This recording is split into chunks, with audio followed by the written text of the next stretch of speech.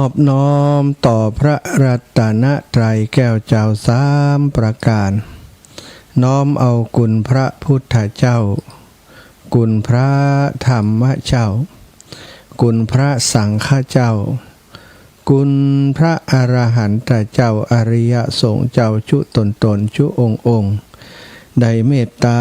แผ่บารมีมาปกเก่าเกศาปกห่มรักษา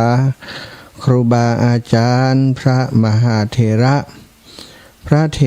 รานุเถระเปื่อนสหธรรมิกสหพรหมจารีทุกรูปทุกองค์ปกห่มรักษา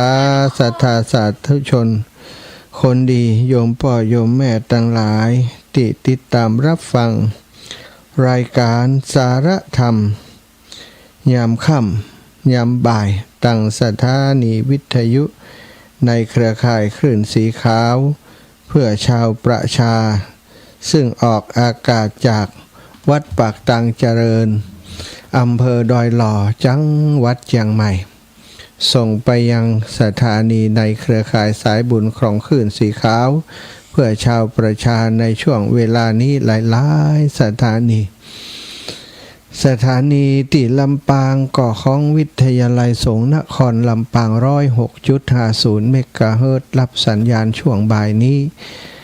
ตั้งเชียงใหม่ก่อสถานีวิทยุ 104.50 เมกะเฮิรตซ์วัดฝายหินตั้งเมืองฝางแม่อายชัยประการก็รับจาก 101.25 เมกะเฮิรตซ์วิทยุคณะสงฆ์อำเภอฝางวัดพระพุทธบาทอุดมน้ำบ่อสาวาโดยเมตตาปารมีของครูบาอาจารย์หลวงพ่อใหญ่ท่านพระครูสุจิตานุรักษ์ด็อกเตอร์ได้เอื้อเฟื้อได้นำสถานีของคณะสงฆ์มาเข้าเป็นเครือข่ายครับคลื่นสีขาวเพื่อชาวประชาเชื่อมสัญญาณรับสัญญาณ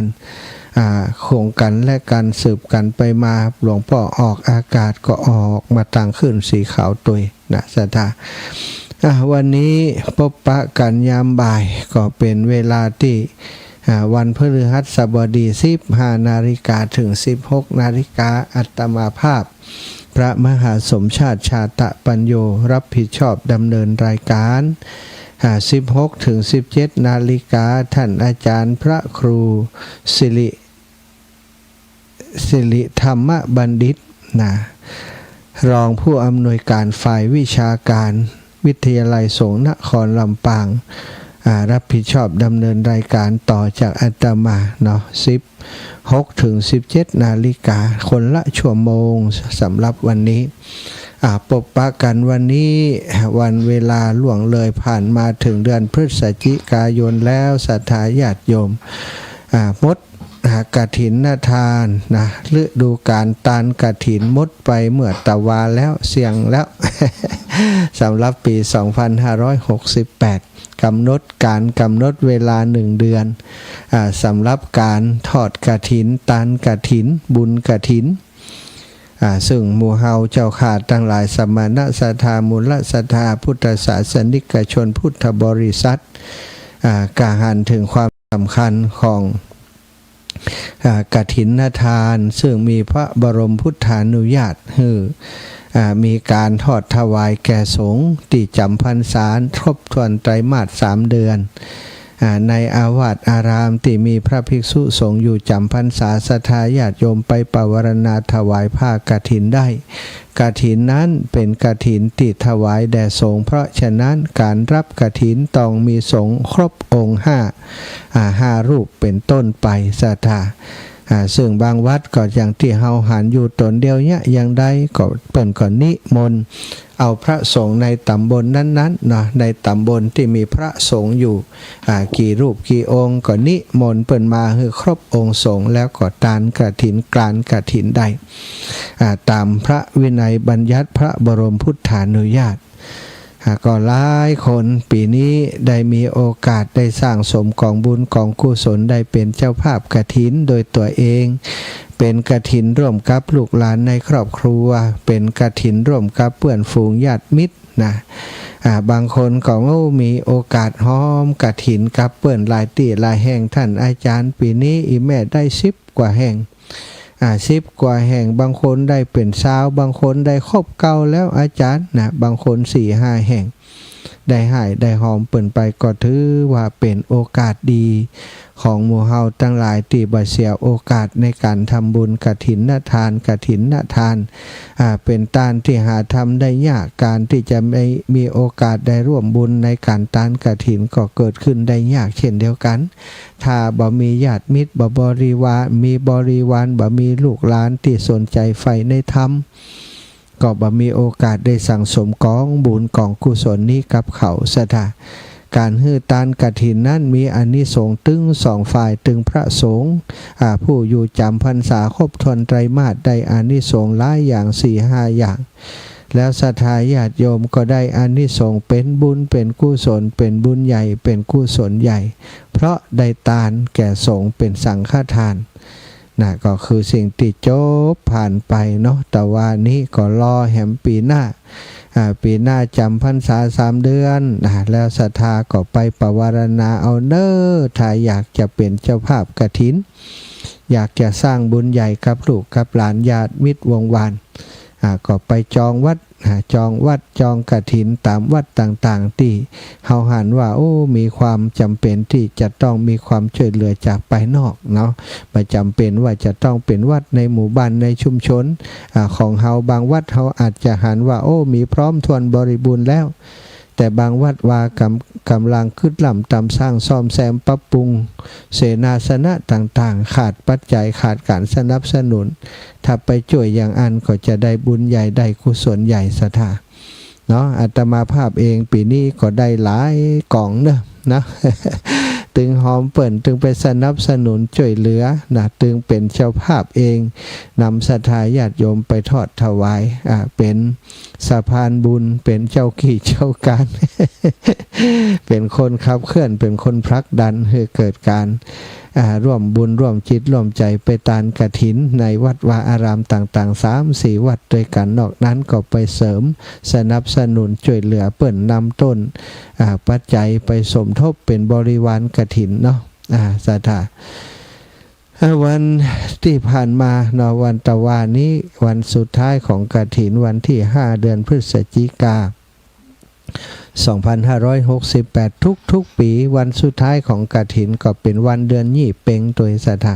เดือนยี่เพ็งก็เป็นประเพณีที่สำคัญเนาะวิถีพุทธวิถีล้านนาของเฮาก็จะมีการตันธรรมมหาวิบากตามพัมมาลัยโพธิคือกับญาติมิตรญาติโกโหติกาที่ล่วงลับมรณะไปสู่ปาลโลกไปหน้าคือเปิ่นได้รับผลบุญผลกุศลที่จะได้พ้นจากที่ยากพรากจากที่ทุกข์หลายคนก็ตานบ้านตานจองตานบ้านตานเฮือนตานอย่างไปฮือป่อฮือแม่ที่เปิ่นล่วงลับไปเมินนานบางพ่องตานหลายปีเมินมาแล้วลืมไปแล้วเอามาตานแหมใหม่ก็มีนี่ก็บางคนก็พ่อแม่ญาติมิตรเสียชีวิตไปบ่เมินนานมานี่ก็ถือโอกาสตานบ้านตานเฮือนตานเครื่องอุปโภคบริโภคไปเฮือเปิ่นตามประเพณีตามฮีดหอยของล้านนาตั้งเหนือของเฮาอันนี้ก็ทำกันไปเนาะเกิดเป็นบุญเป็นกุศลกับตัวเฮากับญาติมิตรที่ล่วงลับไปโดยสถานแล้วก็เป็นการส่งเสริมธนุบำรุงพระครูบาอาจารย์ที่อยู่ตามวัดวาอารามต่างๆรักษาฮีดหอยวัฒนธรรมประเพณีอันดีงามของพระพุทธศาสนาเอาไว้นะค่ำที่ผ่านมาคืนที่ผ่านมาอาตมาภาพก็ได้เทศธรรมมาลัยโพธินะเพื่อจะเป็นอานิสงส์ ของคนที่บ่ได้มีโอกาสไปวัดกับท่านอาจารย์ว่าเพราะว่าอีแม่ไปบ่ได้ติดบ้านติดจองติดเตียงก็ได้บอกเพิ่นว่าเอาทำผูกนี้เด้อตานไปให้พี่ให้น้องญาติมิตรวงวานตีล่วงลับไปแล้วนะเปิ้นจะได้ผลบุญผลกุศลโดยเฮาวันนี้นะพอเวลามีเวลาพอที่จะเทศทำเมืองสักผูกหนึ่งก็เอาเป็นทำตีเพื่อจะให้อีพ่ออีแม่ตั้งหลายอยู่ตั้งบ้านตั้งจองเนาะได้อุทิศไปให้กับญาติมิตรวงวานที่ล่วงลับมรณะไปสู่ปรโลกไปหน้าในประเพณีเดือนยี่เนาะเดือนยี่เพ็งแม้จะผ่านไปแล้ววันนี้ก็ยังตันไปให้เปิ้นได้อยู่เนาะ เป็นธรรมมหาวิบากซึ่งก็นิยมเตดในช่วงของเดือนยี่เป่งเหมือนกันซะท่านะก็จะพอทำกันเนอะทำมหาวิบากได้มาเตดศรัทธาญาติโยมติดมาได้ไปวัดตะวาได้ฟังเนาะทำมหาวิบากก็เป็นธรรมที่มีคติสอนใจหลายอย่างหลายประการว่าทำไมคนเฮาเกิดมาถึงเป็นอย่างนั้นถึงเป็นอย่างนี้เพราะวิบากกรรมไอ้ยังนะก็จะมีเวลาจะได้เตดศรัทธาญาติโยมเนอะใครจะเป็นเจ้าภาพเนาะเอาบะมียังเอามือ10 นิ้วไว้สานะบอกกับตัวเก่าอธิษฐานในจิตในใจว่าขอเป็นเจ้าภาพกันเทศกันนี้เพื่อจะเอาบุญที่ได้ฟังเทศฟูนที่ปูจากันเทศนี้อุทิศไปให้กับปิตามารดาเยติกาวงวานที่ล่วงลับมรณาไปสู่ปาราโลกไปนาเจ้ากรรมในเวรเจ้าติเจ้าตางเจ้าเขตเจ้าเดชก็ได้เนอศรัทธาทำตามที่ศรัทธาหันกวนจะทำได้เนาะนะโมตัสสะภะคะวะโตอะระหะโตสัมมาสัมพุทธัสสะนะโมตัสสะภะคะวะโตอะระหะโตสัมมาสัมพุทธัสสะนะโมตัสสะภะคะวะโตอะระหะโตสัมมาสัมพุทธัสสะเอวัมเมสุตังเอกังสะมะยังภะกวาสาวันทิยังวิหารติเจตวะเนเออนาถาปินดิกัสสะอาราเมอัฏฐโกอัญญตรา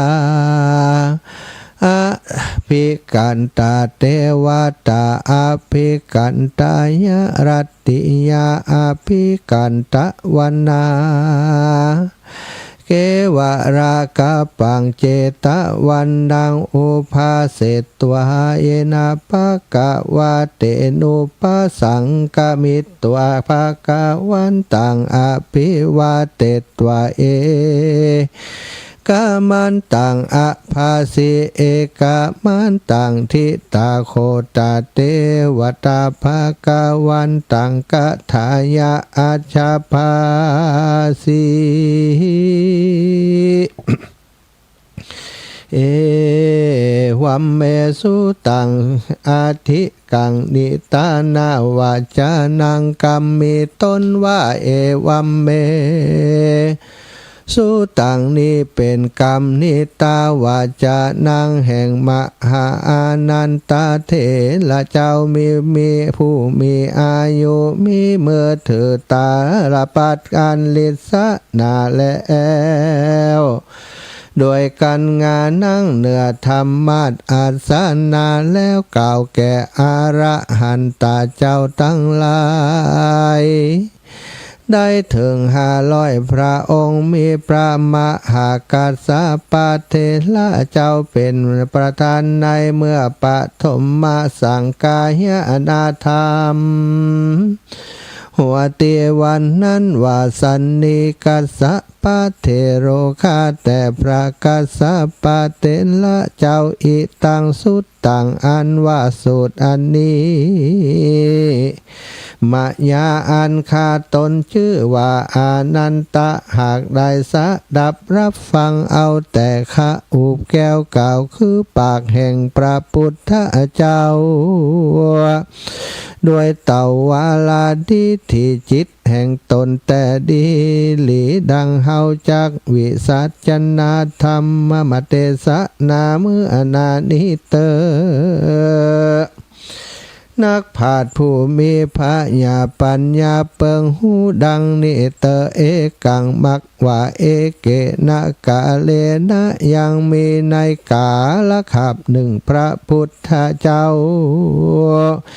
แห่งเฮาตั้งหลายเมื่อยังทรมานสำลันในป่าเจตวันนาอารามแห่งนายอานาตาปินดิกา มหาเศรษฐีอันมีในที่จิมไกลเมืองสาวัตถีราชธานีเมื่อนั้นยังมี พระมานะผู้หนึ่งฉลาดด้วยโวหารสัพพัญญูพระพุทธเจ้าอยู่ในฐานะตีใดมันก็เข้าไปในฐานะที่นั่นกันว่าเข้าไปแล้วมันก็ไว้นบคบยำปูจาพระพุทธเจ้าแล้วมันก็นั่งอยู่ในที่กวนแก่ตนหันแล้วก็กล่าวเสิ่งพระพุทธเจ้าว่าสันนิพันเตภกวา ข้าแด่สัพพัญญูพระพุทธเจ้าคนยิ่งใจทั้งหลายก็ดีเต้าพระยาก็ดีเขาเกิดมามีวันนะต่างๆกันมีชีวิตก็ต่างกันมีรูปโฉมนมพานวันนะก็ต่างกันด้วยผลวิบากอันใดจากคนล่างผ่องเกิดมามีรูปโฉมนมพันวันนะอันเรางามล้วนทวนชุแห่งล่างผ่องเกิดมามีรูปอันผางร้ายด้วยผลวิบากอันใดจาลางพ่องเกิดมาเป็นเต้าปยาใดสะเวยสัมปัตติอันมากนักลังพ่องเกิดมาทุกข์ไร้เข็นใจข้าเข้าของบาใดด้วยผลวิบากอันใดจาลางพ่องเกิดมามีบุญสมปานอันมากนักลางผ่องเกิดมาหาบุญสมปานบ่ได้เป็นผลวิบากอันใดจาลางผ่องเกิดมาประกอบไปด้วยเขาของสัมปัตติอันมากนักลางผ่องเกิดมาหาเขาของสัมปัตติบ่ได้เพราะผลวิบากอันใดจาคนล่างพ่องเกิดมามีเนื้อตนอันเรางามล้วนทวนดุยดีจุแห่งจุติล่างพ่องเกิดมามีเนื้อตนอันผังรายด้วยผลวิบากอันใดจาหลังพ่องเกิดมาได้เข้าของเตือเล็กเตือน้อยหลังพ่องเกิดมาได้เข้าของอันมากนักด้วยผลวิบากอันใดจาลางพ่องเกิดมามีเปียดที่โลกามาเบียดเบียนลางพ่องเกิดมาหาเปียดที่โลกาบ่ได้ด้วยผลวิบากอันใดจาลางพ่องเกิดมามีอายุอันสั้นและมีเปียดที่อันมากนักด้วยผลวิบากอันใดจาลางพ่องเกิดมา หาเปียทีโลกาบ่ได้ค่าแด่พระพุทธเจ้าคนล่างผ่องเกิดมาทุกไร้เข็นใจหาเข้าของบ่ได้ป้อยมีอายุยืนด้วยผลวิบากอันใดจาลางผ่องเกิดมาสุขเมื่อหนุ่มเมื่อเท่าเป็นทุกข์ลางผ่องเกิดมาทุกข์เมื่อหนุ่มเมื่อเท่าก็มีสุขสำราญเบิกบานใจนาโดยภาลาวิบากอันใดจ้าลางผ่องเกิดมาเป็นทุกข์ต่อเต่าเท่าลางผ่องเกิดมาเป็นสุขต่อเต่าเท่าก็โดยผลวิบากอันใดจาลางผ่องเกิดมาหาข้าศึกบ่ใดลางผ่องเกิดมาประกอบไปด้วยข้าศึกอันจักมากระทำร้ายแก่ตนโดยผลวิบากอันใดจาลางผ่องเกิดมาเสียภาษาตาลางผ่องเกิดมามีภาษาตาอันแจ้งใสบริสุทธิ์ด้วยผลวิบากอันใดจาลางผ่องเกิดมามีหูอันแจ้งใสบริสุทธิ์ลางผ่องเกิดมามีหูอันลึงด้วยผลวิบากอันใดจาลางผ่องเกิดมามีข้าวของอันมากนักป่อยบ่กินบ่ทานอันใดลางผ่องเกิดมามีข้าวของอันมากนักทูต่างกินต่างทาน ตามเปิงใจแก่ตนโดยผลวิบากอันใดเจ้าคนทั้งหลายเกิดมามีพระญาปัญญาอันมากนักลังผ่องเกิดมาหาพระญาปัญญาบ่ได้ด้วยผลวิบากอันใดจ้าลางผ่องเกิดมาเป็นที่รักที่จำเริญใจแก่คนและเทวดาทั้งหลายลางผ่องเกิดมาเป็นที่จังแก่คนและเทวดาทั้งหลายด้วยผลวิบากอันใดจ้าลางผ่องเกิดมาเป็นติสักการะบูชาแก่คนและเทวดาทั้งหลายลางผ่องเกิดมาหาลาภสักการบ่ได้ด้วยผลวิบากอันใดจะพันเตภากาวา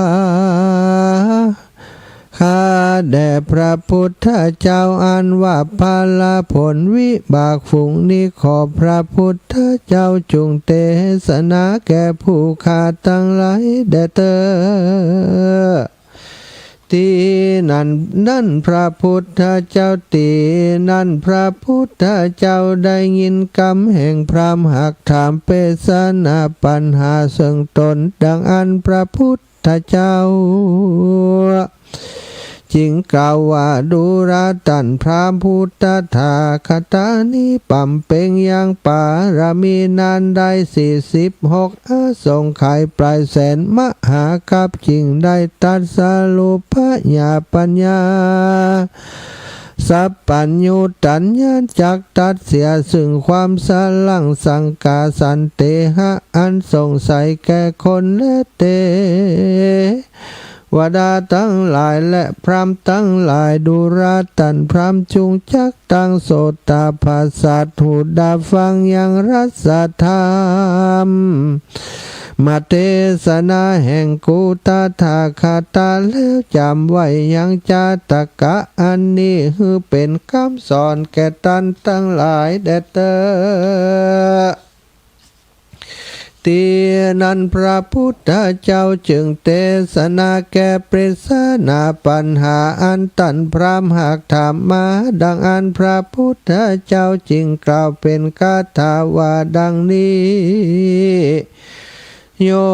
อาปิโลโปโจตาโสศีลสัมปันโนอัตตโนตานังพระมโนตัตตวตานังเตติดังนี้ดูราตันพรามปุคาลาผู้ใดเกิดมามีรูปชมนมพันวันนะอันเล่างามล้วนทวนดังอันบุคลาผู้นั้นเกิดมาในภาวะจัดเมื่อก่อนวันนั้นมันได้ประกอบไปด้วยศีล5ศีล8และได้หือตานต่ำอันเปิงใจตนเหตุดังอันบุคลาผู้นั้นจึงได้เกิดมามีรูปอันเล่างามเปื่ออันและนะบุคลาผู้ใดเกิดมามีรูปอันผางลายดังอันบุคลาผู้นั้นเกิดมาเป็นคนในปาวาจาดก่อนเมื่อวันนั้นมันบ่ได้หือตานแก่ผู้มีศีลบริสุทธิ์ดังเหตุดังอันปุคละผู้นั้นจึงเกิดมามีรูปอันพังหลายเปื่ออันและดูราตันพรามปุคละผู้ใดเกิดมาในขกุลเต่าพญาและพระมณปุโรหิตาอันประกอบไปด้วยข้าวของอันมากนักดังอันปุคละผู้นั้นเกิดมาในภาวะจัดเมื่อก่อนวันนั้นมันได้เหือตันอาสนะเป็นต้นว่าตั้งและจอง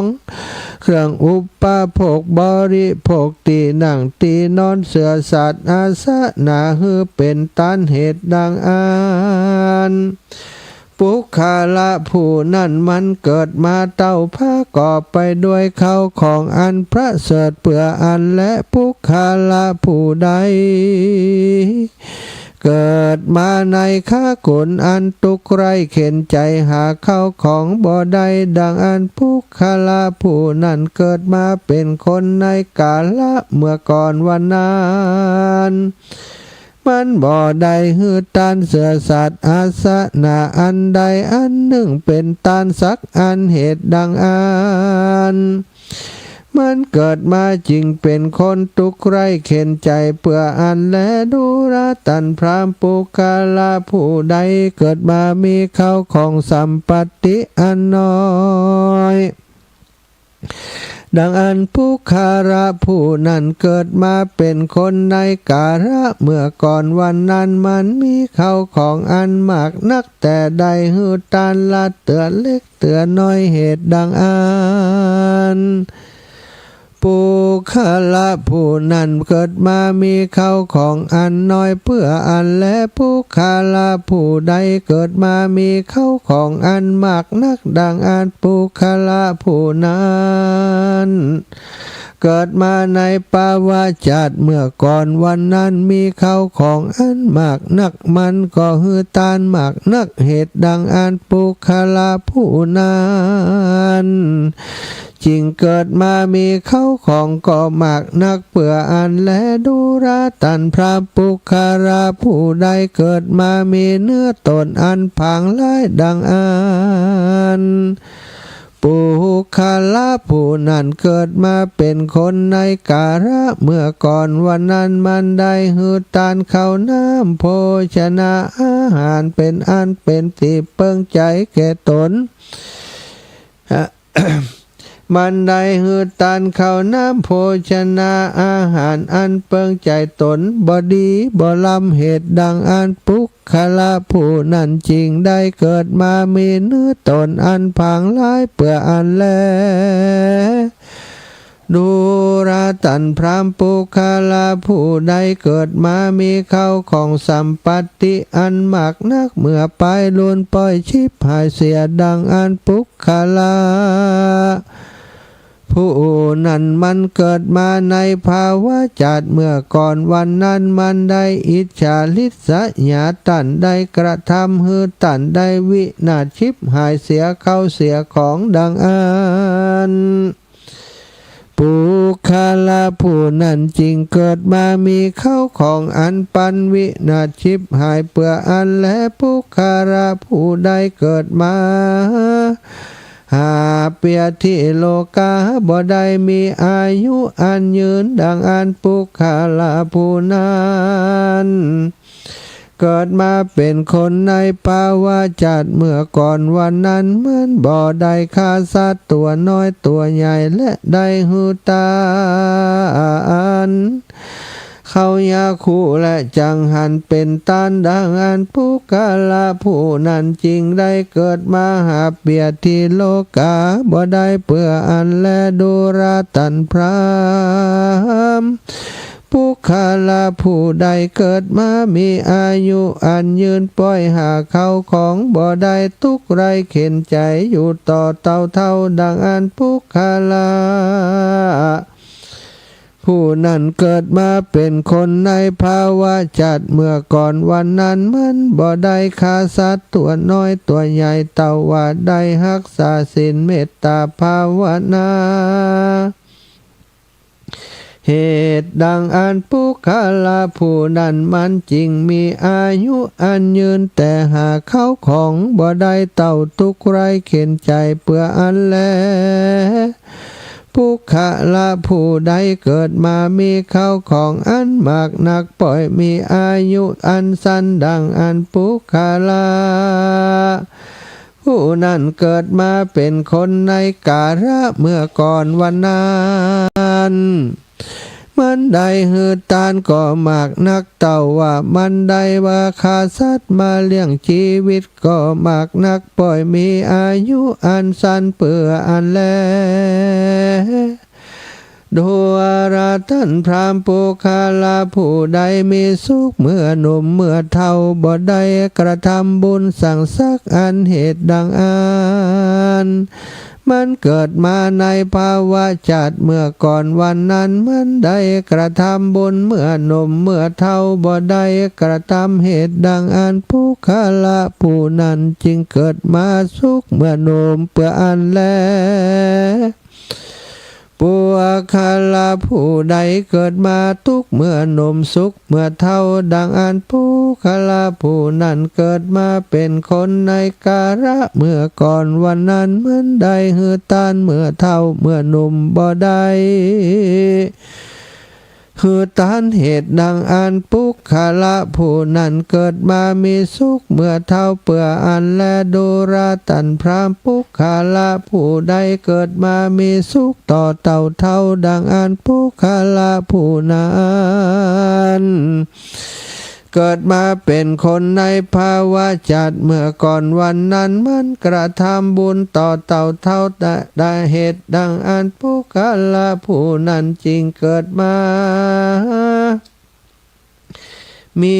สุขต่อเต่าเท่าเปื่ออันและปุคละผู้ใดเกิดมาทุกต่อเต่าเท่าดังอันเหตุดังอันปุคละผู้นั้นเกิดมาในภาวะจัดเมื่อก่อนวันนั้นมันบ่ได้หือตานต่อเต่าเท่าและดูลาตันพรามปุคละผู้ใดเกิดมามีตาอันรุ่งเรืองไรใสงามดังอันปุคละผู้นั้นเกิดมาเป็นคนในกาละเมื่อก่อนวันนั้นมันได้หือตานและมีใจจมชื่นยินดีซึ่งของตานแห่งตนมากเรศดังอันปุคละผู้นั้นจริงเกิดมามีตาอันงามบริสุทธิ์เพื่ออันและปุคละผู้ใดเกิดมามีตาอันผางไหลและมีสายตาอันสั้นบอดปุคละผู้นั้นเกิดมาเป็นคนในภาวะจัดเมื่อก่อนวันนั้นมันเมื่อหือตานได้มีใจอันเกียงเกียจและหันยาจกคนขอตันมาขอตันก็ทำเหมือนบ่หันและเหตุดังอันปุคละผู้นั้นเกิดมาจริงเป็นคนมีตาอันผางลายบ่ดีบ่งามเปื่ออันและดูราตันพรามปุคละผู้ใดเกิดมามีเข้าของอันมากนักและปล่อยบ่มีใจใครหือตานปล่อยมีความทะนีไว้จักกินจักตันก็บ่ได้ปุคละผู้นั้นเกิดมาเป็นคนในภาวะจัดเมื่อก่อนวันนั้นมันฮือเปิ่นฮือหันเปิ่นฮือตานมันก็ฮือตานแล้วป้อยจะบ่เจือภาละนิสงของตานดังอันจึงเกิดมามีเข้าของอันมากนักปล่อยบ่มีใจหุมกินหุมตันดูราตันพรามปุคละผู้ใดเกิดมามีปัญญาเฉลียวฉลาดมากนักมันเกิดมาในภาวะจัดเมื่อก่อนวันนั้นมันได้เฮียนธรรมอันใดหูคุณอันใดมันก็บอกกล่าวเพื่อแผ่หูตันผู้อื่นได้หูได้เข้าใจปุคละผู้นั้นจริงมีปัญญาเพื่ออันและปุคละผู้ใดเกิดมาเป็นคนหาปัญญาบ่ได้ซัมบาใบตุนจะหาความเฉลียวฉลาดก็บ่ได้ปุคละผู้นั้นเกิดมาในกาละเมื่อก่อนวันนั้นมันได้เรียนธรรมอันใดได้หูคุณอันใดแล้วหุ่มหีไว้บ่บอกบ่กล่าวแก่ตันตั้งหลายบ่สั่งบ่สอนแก่ตันผู้อื่นปุคละผู้นั้นจริงเกิดมาหาปัญญาบ่ได้เปื่ออันและดูราตันพรามปุคละผู้ใดเกิดมาเป็นติหักติจำเริญใจแก่ตันผู้อื่นเกิดมาเป็นคนให้กาละเมื่อก่อนวันนั้นมันมีใจเอ็นดูคุณนาหักใคร่ผู้อื่นและจักกระทำร้ายผู้อื่น โดยกายโดยวาจาฮื้อตันได้ตำก้อยน้อยใจก็หาบ่ได้สักอันแลเหตุดังอันปุคลาผู้นั้นเกิดมาจริงเป็นที่ฮักที่จำเริญใจแก่คนและเตว่าดาตั้งหลายเปื่ออันและปุคลาผู้ใดเกิดมาเป็นที่จังแก่คนและเทวดาตั้งหลายดังอันปุคลาผู้นั้นเกิดมาเมื่อก่อนวันนั้นมันเตี้ยนย่อเตียนย่อมกล่าวคำหยาบช้ากล้าแข่งแก่ตันผู้อื่นและจักกะทำลายตันผู้อื่นฮือได้ตำก้อยน้อยใจเหตุดังอันปุคลาผู้นั้นเกิดมาจึงเป็นที่จังแก่คนและเทวดาทั้งหลายเพื่ออันและปุคลาดุลตันพามาปุคลาผู้ใดเกิดมามีตาอันแจ้งใสบริสุทธิ์ดังอันปุคลาผู้นั้นเกิดมาเมื่อก่อนวันนั้นมันหันพระพุทธเจ้าและปุคคุสามเณรเจ้าเอาข้าวปินดีบาทมันก็ใจเหลื่อมใสยินดีมากนักโดยเหตุดังอันมันเกิดมาเป็นคนจริงมีตาอันบริสุทธิ์เพื่ออันและปุคลาผู้นั้นเกิดมาเป็นคนในกาละเมื่อก่อนวันนั้นมันหันเจ้าภิกขุสามเณรยาจกมาขอเข้าไปสู่บ้านเมื่อเจ้าว่าจักเอาเข้าปินที่บาทและขวาตานดังอันมันก็บ่เล็งแลทะลิไว้บ่หูบ่หันมันบ่ใส่บาทป้อยแล่นหนีไปเหตุดังอันปุคลาผู้นั้นมันเกิดมาเป็นคนจริงมีตาอันบอดเสียดังอันและตุลาตันพรามปุคลาผู้ใดเกิดมามีหูตาอันแจ้งดังอันปุคลาผู้นั้นเกิดมาเป็นคนในกาละเมื่อก่อนวันนั้นมันได้ตั้งใจฟังธรรมเทศนาของพระพุทธเจ้ามันบ่มีใจซึ่งอัลมานะอันใดอันหนึ่งสั่งสักอันด้วยเหตุดังอันปุคลาผู้นั้นจริงเกิดมามีหูตาอันแจ้งใสบริสุทธิ์เพื่ออันแลดูราตันพรามบุคลาผู้ใดเกิดมาเสียภาษาดังอันปุคลาผู้นั้นเกิดมามันหันคนตั้งหลายเข้าไปฟังธรรมเทศนาแห่งพระพุทธเจ้าดังอันมันก็ทะลิเข้าไปนั่งอยู่ที่หนึ่งเป็นประดุจจะดังว่าจักฟังธรรมอย่างอันแต่ดังอันมันก็บ่ฟังมันเต่าปากตานเจียละจากเก่ากำหาพระโยจะนะบ่ได้เต่ากวนเก่าเต่ากวนเก่าทำอยู่ใจเหตุดังอัน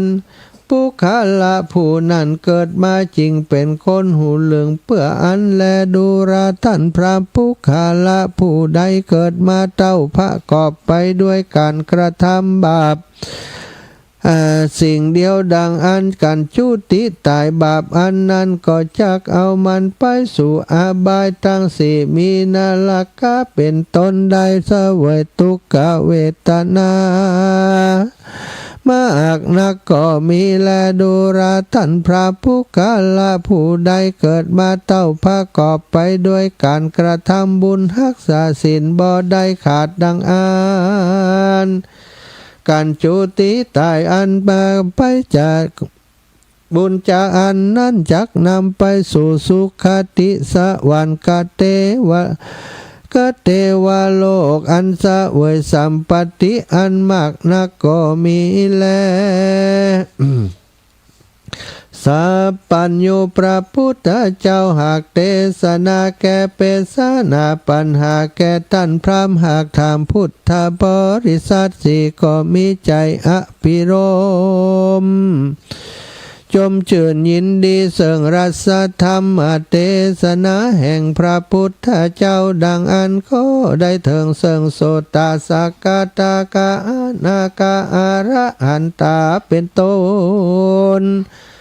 ก็มีวันนั้นแลส่วนตันพรามก็ยออัญจุลีตั้งคืนขะหม่อมไว้สาสัพปัญญูพระพุทธเจ้าว่าพันเตภกาวาคาแด่พระพุทธเจ้าข้าอันว่าธรรมเทศนาแห่งพระพุทธเจ้า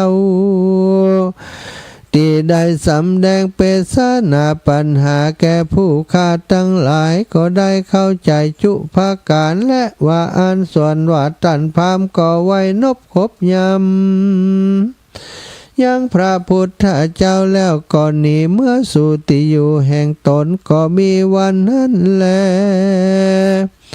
เมื่อนั้นพระพุทธเจ้าก็สำแดงพระธรรมเทศนาเมื่อนานี้แก่บริษัททั้งหลายก็กล่าวเป็นคาถาว่าดังนี้ตัสสมาหิปันดิโตโปโสปุเรนโตสุขามัตเตมัตตะเนกาเลยยะปุญญานิยักปราโลกัสสมิงปฏิถาสัทธาคูตานัง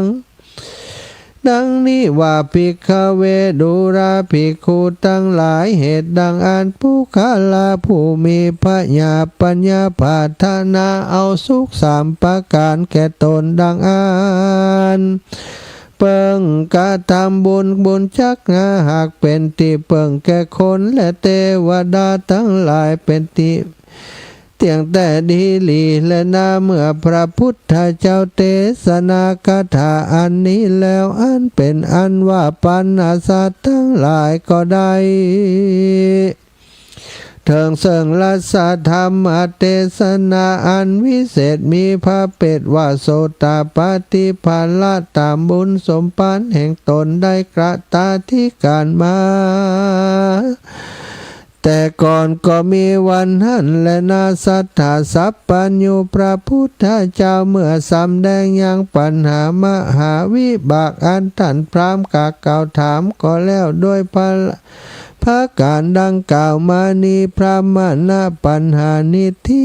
ตามหาวิบากก็บังคมสมเลศศรัทธาญาติโยมจบลงไปทำมหาวิบากเป็นเจ้าภาพเจ้าศรัทธาแล้วต่อไปได้ยกยืนยอยังกันเต็ดทำมหาวิบากนี้ตั้งจิตอธิษฐานฮือไผผู้ใดก็ตามจิตเจตนาศรัทธาท่านเจ้าติดตั้งไว้ยกยืนต่อตำตีนาพระเจ้าพระประธานในบ้านถ้าบ่มีก็ยกตำไปที่เสียงของวิทยุที่วิทยุเหมือนกับอาตมาได้ฮับประเคนเนอร์นับหนึ่งนับสองนับสามเรียบร้อย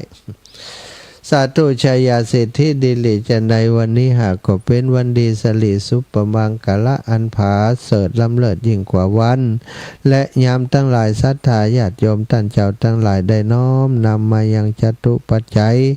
ทายธรรมการเทศการธรรมทำมหาวิบากนี้โดยมีจิตเจตนาที่จักอุทิศผลบุญนี้ไปให้กับเจ้ากรรมได้เวรญาติกาวงวานลูกหลานตันเต้าเขาเจ้าทั้งหลายที่ล่วงลับมาละนาไปสู่ปาละโลกไปนาเจ้าติเจ้าตางเจ้าเขตเจ้าเด่นเจ้ากรรมได้เวรทุกตนทุกองค์ขึ้นมารับบุญกุศลพละนิสงส์นี้เพื่อเอาไปยกย้ายไปโคตรคล้ายเสียจากที่อยากไปพรากเสียจากที่ตุกข์คือตันไปสู่ที่สุขเป็นที่แล้วคือเมืองแก้วยอดในลาปานเมื่อได้ไปอยู่อย่างที่สุขสำราญแล้วเฮือปิกมาหึงไหวมาปัตตาอนุโมทนาอำนวยใจให้เจ้ามูลรัศธาผู้เป็นลูกเป็นหลานญาติกาวงวานได้กินได้ตานไปหาให้เขาเจ้าได้อยู่ดีมีสุขให้เขาเจ้าได้มีอายุบันขวัญยืนได้มั่งมูลตุ่นเต้านั้นจุงจักมีเตียงแต่ดีหลียะถาวาริวหาอภิวาทนาสีลิสะนิจังวุธาปจา ยิโนจัตตารโอธรรมาวัฏันติอายุวันโนสุขังภาลังอ้าวสัตยาญาติโยมจบลงไปเนาะทำวิบากนะทุกอย่างเป็นเหตุเป็นผลคนทำดีก็ย่อมได้ดีคนที่มีผิวพรรณวรรณะล้วนทวนงามจุติจุแห่งนะก็ย้อนกรรมที่ใดกระทำมาก่อนเนาะศรัทธาญาติโยมมีเหตุมีผลกรรมและผลของกรรมนะกรรมปัสสโกมหิมีกรรมเป็นกำเนิดมีกรรมเป็นเผ่าพันธุ์ถ้าเขาทำกรรมดีผลก็ออกมาเป็นผลที่ดีฉันรู้ฉันรับฉันนอน ง่วงเนี่ยศรัทธาญาติโยมอยู่ตั้งบ้านตั้งจองมาอยู่ตั้งเฟซบุ๊กไลฟ์แม่สีทรเปรมจิตแม่สมศรีใจบุญได้ทักทายเข้ามาแม่สีทรเปรมจิตอวยพรวันเกิดมาขอให้สุขภาพแข็งแรงเนื้อเจ้าอยู่กับญาติโยมไปเมินเจ้าให้ถึง100 สาวมาเล็งแลพอแล้วถ้าจำถึงอีแม่เฮ้ย ตังในมันอย่างได้เนาะสีบ่ค่อยม่วนนะเดี๋ยวก็มึนหัวเดี๋ยวก็ลักษณะเป็นบ่ค่อยปกติเหมือนก่อนถ้ายาวไปถึง100 สาวนี่เก่งที่สุดเนาะ วัยนี้นี่กำลังหา60 ปลายนี่รู้สึกตัวเลยว่ามีโรคภัยไข้เจ็บอยู่ตั้งในตัวกราบน้อมไว้สาเจ้าสาธุโยมแม่ศิรินทิพย์นะบุญเลิศมาเมืองเชียงใหม่และยังหรือว่าอยู่กรุงเทพอยู่แม่ศิรินทิพย์แม่ทองอินสาธุเหมือนกันลนคนลำไพสาธุเจ้าประพันธ์แม่ประพันธ์จากเมืองฝางกราบสาธุมาแม่ฟองจันแก้วมูลก็สาธุมาฟังกันต่างเฟซบุ๊กไลฟ์ก็มีเนาะต่างวิทยุก็หลายที่ฟังต่างวิทยุนะจะโทรได้ซับเข้ามามาจ๋าก็เจริญพรได้โทรเข้ามาเลยเนาะหลายคนอวยพรวันเกิดมาเพราะว่าตะวาวันที่5เป็นวันคล้ายวันเกิดของอาตมาภาพแต่ว่าปีนี้นะวันที่5บ่ได้ทำบุญเนื่องจากว่าเป็นวันเดือนนี้นะเป็นวันที่มีงานกิจกรรมต่างๆเยอะนะกฐินก็วันสุดท้ายนะแล้วก็ซ้ำเป็นวันพระที่ศรัทธาญาติโยมไปวัดไปวาครูบาอาจารย์ก็เข้าวัดเข้าวากันก็เลยบ่ได้อันทำบุญเป็นพิเศษอะไรอย่างแต่ว่าจะขยับออกไปทำในวันที่9ที่จะถึงเนอะแต่วันที่9ที่จะถึงนี้นิมนต์ครูบาอาจารย์หลวงปู่พระครูปฏิพันธ์ธรรมทินทุลุงแดงท่านอาจารย์มหาเสาแก้วนะพระครูปริยัติรัตนโชติตั้งเวียงป่าเป้านะท่านอาจารย์มหานพดลท่านอาจารย์หลวงพ่อพระครูอุดมศิริทัศน์นะแล้วก็ท่านอาจารย์พระครูอภิวัตรณวิกรมยังบ่ได้ต่อสายคำเตือน ว่าหัวท่านอาจารย์จะว่างก่อนเนาะเดี๋ยวจะได้ทักทายไปสอบถามท่านอาจารย์ถ้าเปิ้นว่างก็จะได้กราบนิมนต์เมตตามาเจริญพระพุทธมนต์นะในโอกาสครบรอบ63 ปีศรัทธาอยู่บนโลกใบนี้มา63 ปีก็สิจะเมินนานอันละเหมือนกันเนาะเมินนานละ63 ปีจากนี้ไปนี่ก่อนนับถอยหลังละ นับถอยหลังไปเรื่อยๆเนาะจะอยู่ได้แหมกี่วันกี่เดือนกี่ปีก็แล้วแต่บุญญาวาสนาส่งมีบุญจะทำสิ่งดีงามต่อไปแหมถ้ามีเวลาก็ทำไปนะหมดเวลาก็จะได้พักผ่อนกลับไปอยู่ในแดนที่เฮาจากมาศรัทธา0808844173เนอะเจ้าเชียงใหม่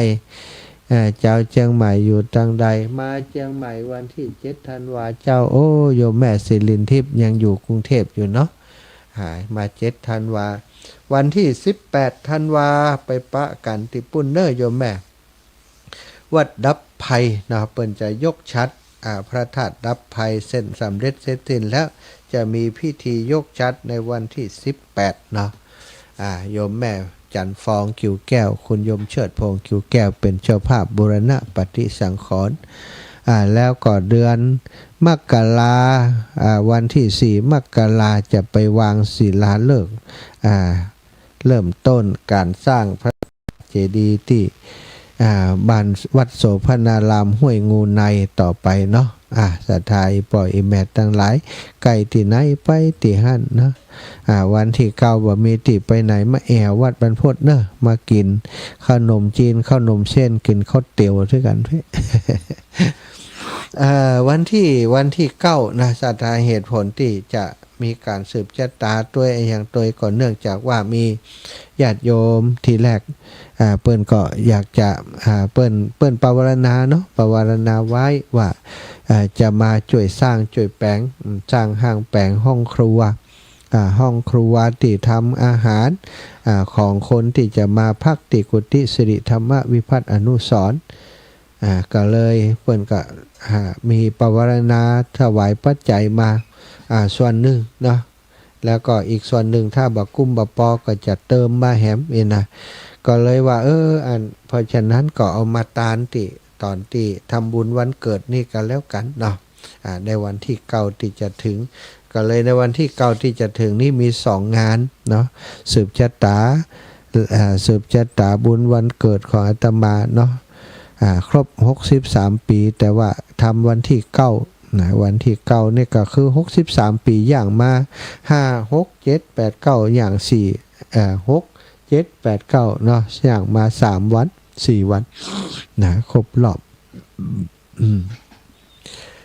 ศรัทธาญาติโยมตอนนี้เวลา58แล้วเนาะสักกรรมเดี๋ยวเช็คดูท่านอาจารย์พระครูสิริธรรมบัณฑิตคงจะเข้ารายการได้เพราะว่าเปิ้นบ่ได้แจ้งมาให้อาตมาแทนแต่อย่างใดสำหรับเบรกนี้ของอาตมาภาพก็ขอลารายการไปก่อนเนอะตอนค่ำยำแรง19 ถึง 20 นาฬิกาพบปะกันใหม่ช่วงนี้ขอสัมมาสวัสดีจัตตารโอธรรมาวัฏันติอายุวโนสุขังพระลา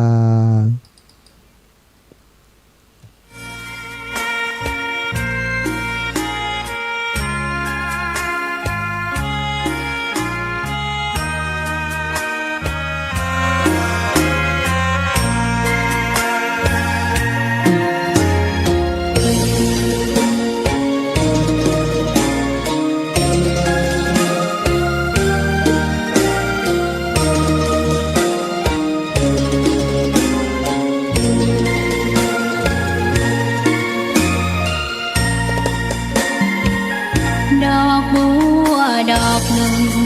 พึงใจไว้เพื่อบูชาแด่องค์พระศาสดาสัมมาสัมพุทธเจ้ามีความงามเงียบไม่เปรียบเทียบเขาเทียบเราใครมองไม่งามช่างเขาแต่เจ้าก็คือดอกบัวด้วยความสัตย์ซื่อยึดถือความดีเป็นหลักใครรักไม่รักก็ไม่จมปลักมองมัวเมื่อโผล่พ้นน้ำก็เห็นความงามในตัวไม่ยึดติดในตมชั่วขอเป็นดอกบัวดอกเดียวใครไม่มองว่าบัวงามเด่นแต่บัวก็เป็นดอกบัวทุกวันอย่างนี้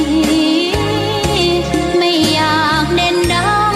แต่มุ่งหวังในทางเด่นดีเกิดมาเพื่อสร้างบารมีถวายชีพนี้บูชา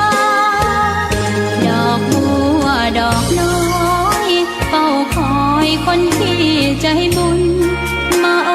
บเอื้อเกื้อกูลรู้ค่าของบุญเก็บบัวขึ้นมาเพื่อสร้าง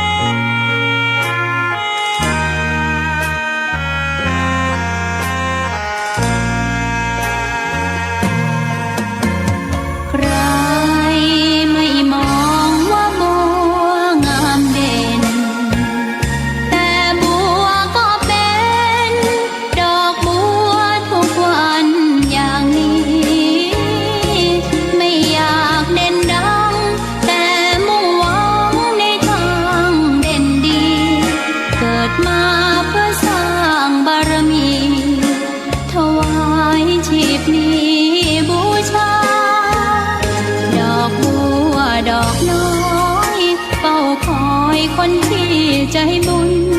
มาโอบเอื้อเกื้อกูลรู้ค่าของบุญเก็บบัวขึ้นมาเพื่อสร้างความดี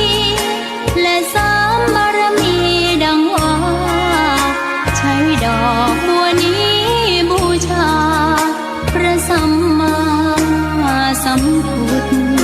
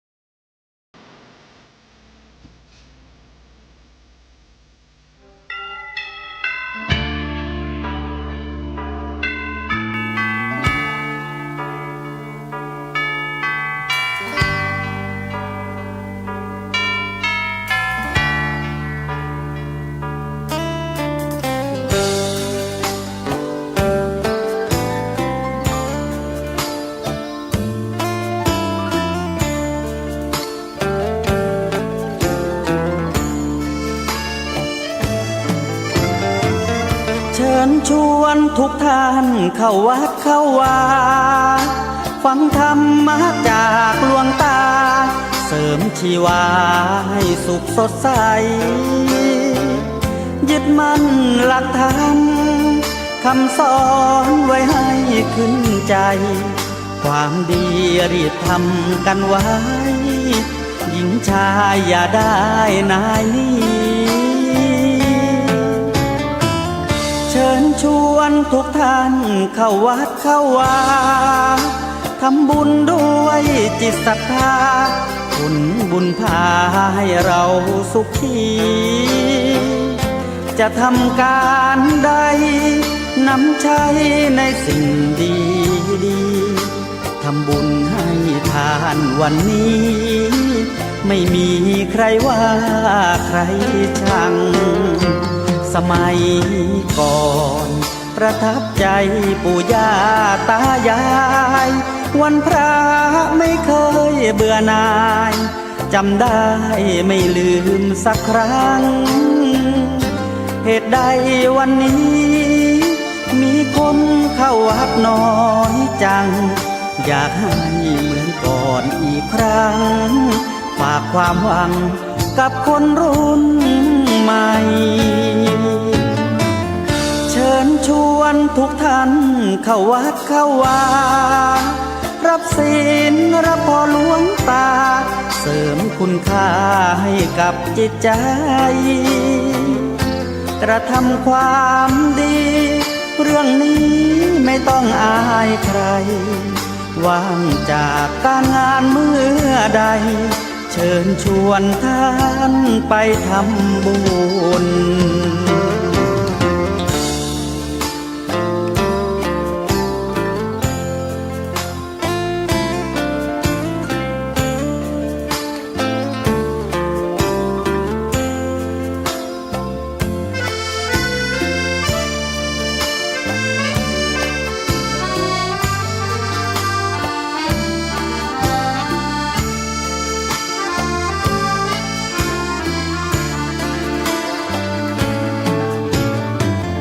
เชิญชวนทุกท่านเข้าวัดเข้าวารับศีลรับพรหลวงตาเสริมคุณค่าให้กับจิตใจกระทำความดีเรื่องนี้ไม่ต้องอายใครว่างจากการงานเมื่อใดเชิญชวนท่านไปทำบุญกระทำความดี รื่องนี้ไม่ต้องอายใคร ฝากเพลงเชิญชวนหญิงชาย อย่าอายเรื่องการทำบุญ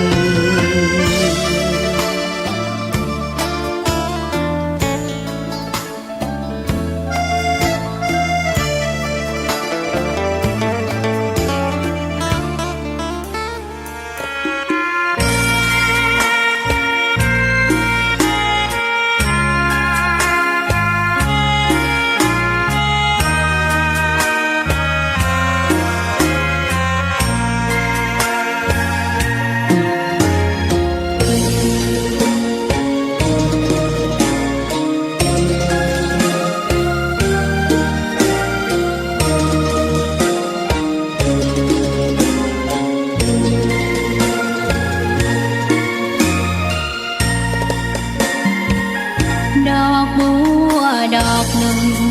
พึงใจไว้เพื่อบูชาแด่องค์พระศาสดาสัมมาสัมพุทธเจ้า มีความงามเงียบไม่เปรียบเทียบเขาเทียบเราใครมองไม่งามช่างเขาแต่เจ้าก็คือดอกบัวด้วยความสัตย์ซื่อยึดถือความดีเป็นหลักใครรักไม่รักก็ไม่จมปลักมองมัวเมื่อโผล่พ้นน้ำก็เห็นความงามในตัวไม่ยึดติดในตมชั่วขอเป็นดอกบัวดอกเดียวใครไม่มองว่าบัวงามเด่นแต่บัวก็เป็นดอกบัวทุกวันอย่างนี้ไม่อยากเด่นดังแต่มุ่งหวังในทางเด่นดีเกิดมาเพื่อสร้างบารมีถวายชีพนี้บูชาดอกบัวดอกน้อยเฝ้าคอยคนที่ใจบุญมาโอบเอื้อเกื้อกูลรู้ค่าของบุญเก็บบัวขึ้นมาเพื่อสร้างความดีและสร้างบารมีดังว่าใช้ดอกบัวนี้บูชาพระสัมมาสัมพุทธองค์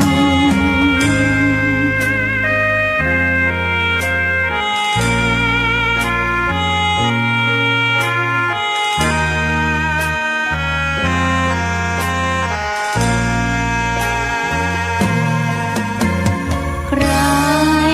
ไม่มองว่าบัวงามเด่นแต่บัวก็เป็นดอกบัวทุกวันอย่างนี้ไม่อยากเด่นดังแต่มุ่งหวังในทางเด่นดีเกิดมาเพื่อสร้างบารมีถวายชีพนี้บูชาดอกบัวดอกน้อยเฝ้าคอยคนที่ใจบุญมาโอบเอื้อเกื้อกูลรู้ค่าของบุญเก็บบัวขึ้นมา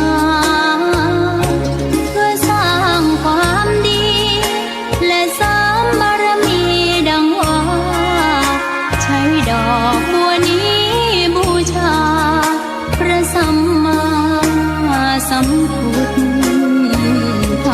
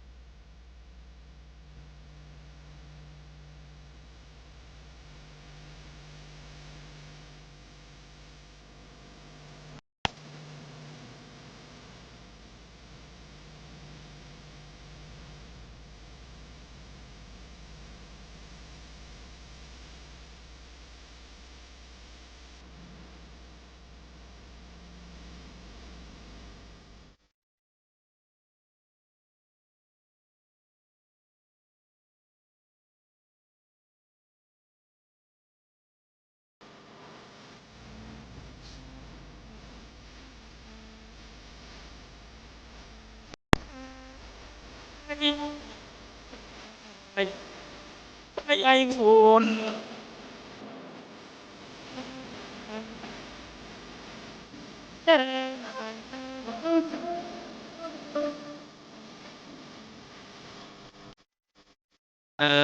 ครับคุณอย่ามัวเต็มตา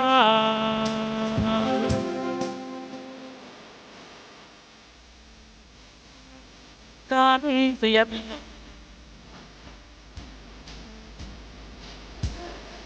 สุดแปด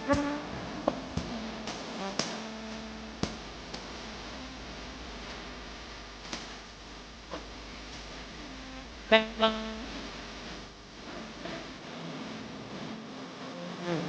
ตื่นขึ้นมาลาให้ใจแน่แน่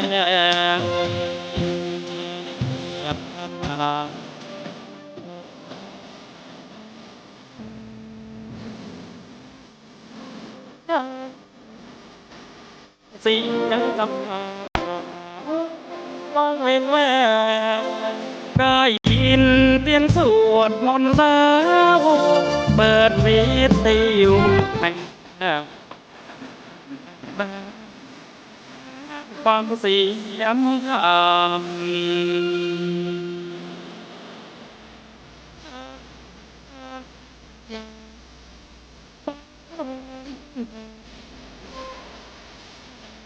นับจากฟ้า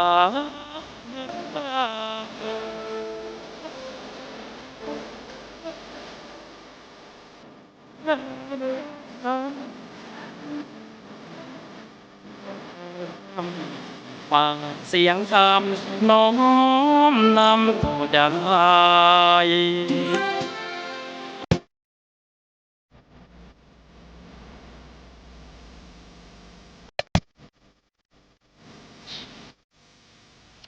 ศรัทธาญาติโยมต้องกลับมาพบกันอีกรอบหนึ่ง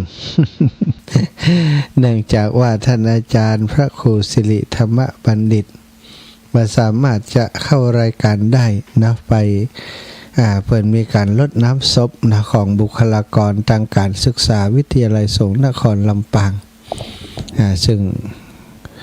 คนในครอบครัวเพิ่นเสียชีวิตเนาะเพิ่นก็มีการลดน้ำศพที่บ้านของเปิ้นในช่วงของตอนเย็นเนี้ยนะเปิ้นก็ได้เดินทางไปแล้วก็กลับมาไม่ทันนะโทรแจ้งมาว่าให้เข้ารายการแตนพบปะกันต่ออีก1 ชั่วโมงรักษาเวลาในการที่จะเป็นรายการธรรมะในช่วงเวลานี้2 ชั่วโมงขออภัยครับเจ้าลำปางเมื่อสักครู่ที่ผ่านมาอาตมาออกอากาศอยู่เต็มเวลา1 ชั่วโมงแต่ว่าเปิดบ่ได้ออกเนื่องจากว่าปัญหาทางอินเทอร์เน็ตแล้วก็สัญญาณคนเกาะสัญญาณเปิดบ่ได้เช็คสัญญาณในช่วงที่อาตมาออกรายการเนาะอาตมาก็บอกฮู้เพราะบ่มีไผโทรมาบอกแล้วก็บ่ได้เปิดเช็คตัวว่าที่ลำปางออกอากาศก็เปิดสายบ่มีไผโทรมาสักคนแม่บ่เย็นโทรมาบอกว่าลำปางเป็นเพลงอยู่หั่นเวิ้นๆว่านั่น ไม่เป็นไรเนาะเป็นเพลงก็ฟังเพลงไปศรัทธาชั่วโมงที่2นี่เอานิทานน้อยๆมาเล่าให้ฟังก็แล้วกันในสมัยพุทธกาลมีสามเณรน้อยองค์หนึ่งชื่อว่าติสสะสามเณรอายุได้7 ปีศรัทธามาบวชเป็นศิษย์ของพระสารีบุตรมหาเถระเจ้าเล่าเรียนปฏิบัติธรรมอยู่ในสำนักของพระมหาเถระสารีบุตรอันเป็นอัครสาวกเบื้องขวาของพระสัมมาสัมพุทธเจ้าจากพระสารีบุตรนี่จะบวชสามเณรต่างๆนี่สามเณรลาหุนสามเณรองค์แรกก็พระสารีบุตรเป็นพระอุปัชฌาย์เนาะมีสามเณรในพุทธศาสนาสมัยนั้นหลายรูปหลายองค์ส่วนใหญ่ก็บวชในสำนักของพระสารีบุตรทั้งนั้นนะมีบางรูปบางองค์เท่านั้นที่บวชในสำนักของครูบาอาจารย์รูปอื่นที่ปัจจัยท่านสารีบุตรสามเณรติสสะนี้ก็บวชในสำนักของพระสารีบุตรสถานเปิ้นได้เป็นคนที่ขยันตั้งแต่ บวชนะก็บำเพ็ญปฏิบัติธรรมนะเป็นสามเณรที่มีวัดปฏิบัติที่ดีท่านพระสารีบุตรได้หันว่าโอ้ได้อยู่มาวันหนึ่งได้หันได้ตรวจดูว่าสามเณรรูปนี้มีผิวพรรณวรรณะติมนมองไปเกิดอะไรอย่างขึ้นครับเขาค้าก็มาตรวจดูเปิ้นก็มียานติยังหู้อนาคตได้เนาะก็เช็คดูก็ปรากฏว่าสามเณรนี้ชีวิตจะถึงคาดจึงได้พยากรณ์ว่าชะตาจะถึงคาดภายใน7 วันขอให้โปร่งอายุสังขารเสียนะพระสารีบุตรก็บอกสามเณรได้ฟังดังนั้นในฐานะที่เป็นนักปฏิบัติธรรมก็บ่ได้สะทกสะท้านหรือว่าอะไรในชีวิตแต่อย่างใดแต่ว่าในก็จะละสังขารแล้วก็ใครจะขออำลาพระอาจารย์ไปโปรดโยมบิดามารดาสัก3 วัน เพื่อเป็นการตอบแทนบุญคุณครั้งสุดท้ายเมื่อได้รับอนุญาตแล้วก็ออกเดินทาง